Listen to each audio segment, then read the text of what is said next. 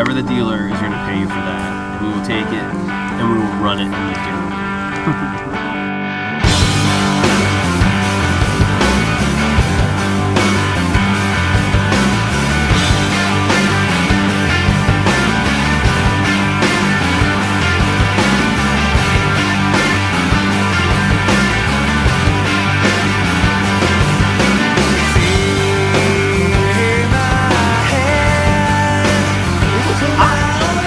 It was super hot.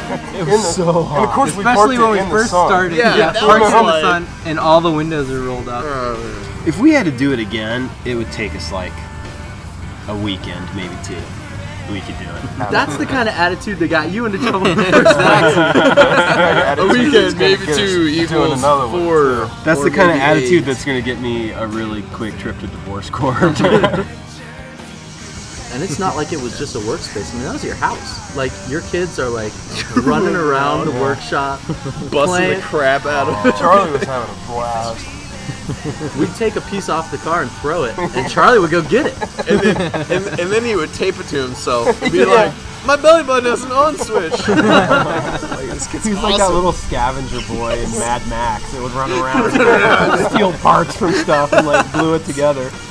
And the whole time Joni is like watching us, like your totally supportive wife. She was cool about the whole thing, and it's one thing to be cool about something for a weekend. It's another thing to be cool about something for a couple months. Mm. When you and your husband made the joint decision to take on this project, yeah, what inspired you to kind of tackle this head first? First of all, there was no joint decision. I came home one night and this piece of crap was sitting in the driveway for months now. This junk piled along all beside it. So yeah. Yeah. Not a joint decision. I put it there. Yeah. It's the feelings that I've got.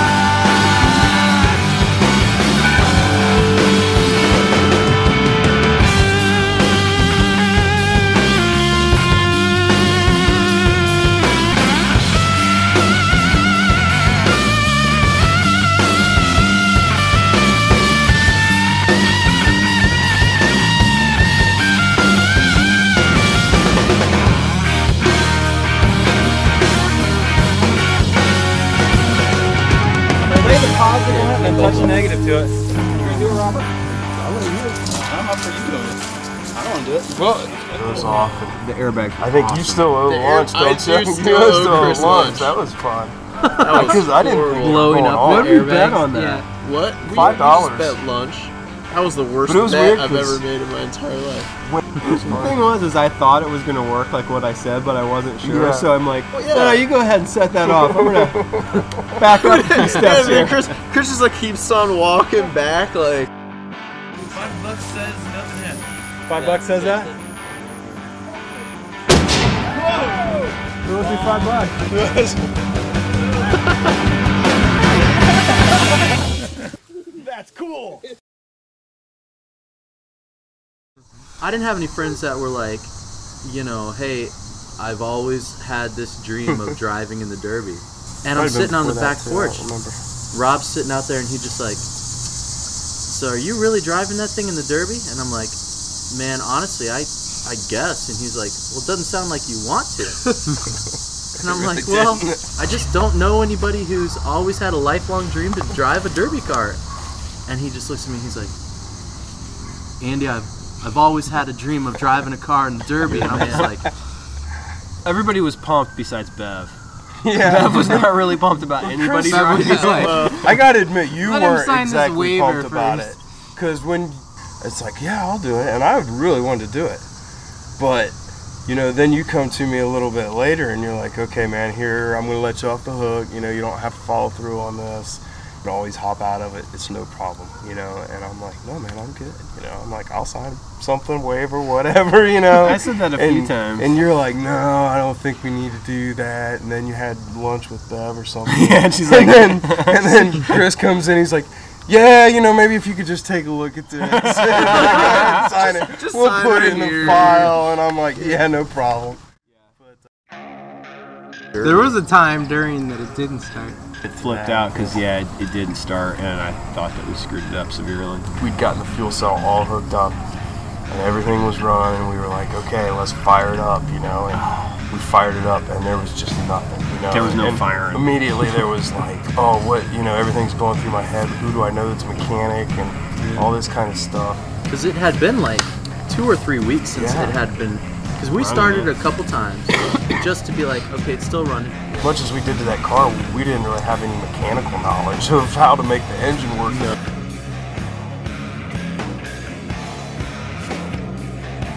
Chris and I were talking, and it's like, oh, there's no pump, you know, so it's not getting gas. So then Chris was able to, you know, put a new ground on it and hit the key, and that thing fired right up. You could hear the pump fire up, and it was such a relief, you know, when that car actually fired.